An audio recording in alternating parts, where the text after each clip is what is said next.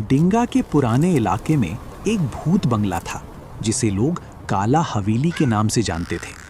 रात को वहां से अजीब सी चीखें, लकड़ियों के टूटने की आवाज और कभी-कभी हंसी सुनाई देती थी। गांव का कोई भी वहां जाना पसंद नहीं करता था। कहते थे कि वहां एक परिवार कभी वापस नहीं आया। एक रात रेहान और उसके दो दोस्त अयान और फहद ने फैसला किया कि वो इस राज को खोल कर ही रहेंगे। डरने की क्या बात है, सब अफवाही हैं, रेहान ने हंसी में कहा। पर उसकी हंसी उसके अपने दिल की धड़कन छुपा नहीं पाई। तीनों टॉर्चेस लेकर काला हवेली के सामने पहुंच गए। हवा तेज चल रही थी।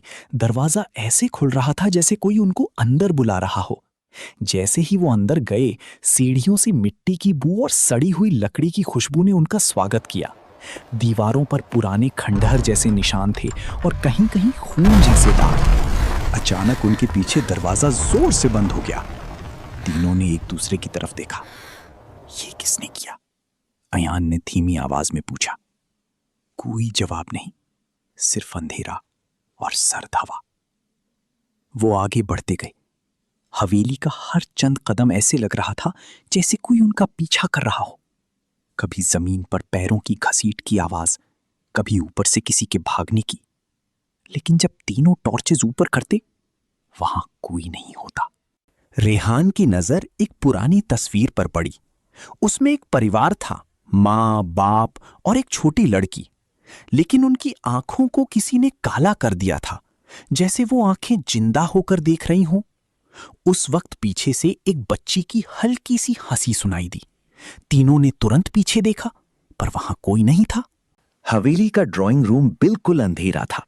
अयान ने जैसे ही टॉर्च आगे की, एक सफेद साया उनके सामने से गुजर गया। फहद की सांसें रुक सी गईं।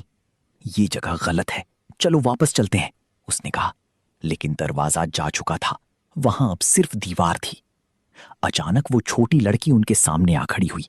उसका चेहरा आधा जला हुआ, बाल गीले, आंखें बिल्कुल सफेद। खेलना चाहते हो?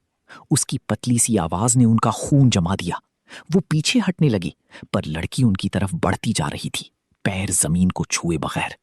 रेहान को एक डायरी मिली जो जमीन पर पड़ी थी। उसमें लिखा था, जो भी इस हवेली में आता है वो हमारा हिस्सा बन जाता है, हमेशा के लिए। लड़की ने चीख मारी, एक इतनी तेज, इतनी डरावनी चीख कि हवेली की दीवारें हिल गईं। टॉर्चेस बंद हो गईं। अंधेरा, सिर्फ अंधेरा।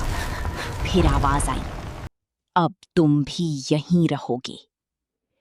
अगली सुबह लोगों ने हवेली के बाहर 3 टॉर्चेस तो देखीं, लेकिन रेहान, अयान और फहद कभी नहीं मिले। आज भी रात को काला हवेली से 3 नए लोगों की चीख सुनाई देती है और एक बच्ची की हंसी। अगर आपको ऐसी अमेजिंग स्टोरीज पसंद है तो अभी सब्सक्राइब कर लो। Don't forget to subscribe for more mind blowing content. यहां तक आ गए हो तो सब्सक्राइब भी कर दो है। हर रोज न्यू स्टोरीज के लिए सब्सक्राइब जरूर करें। सपोर्ट करो और सब्सक्राइब बटन दबा दो।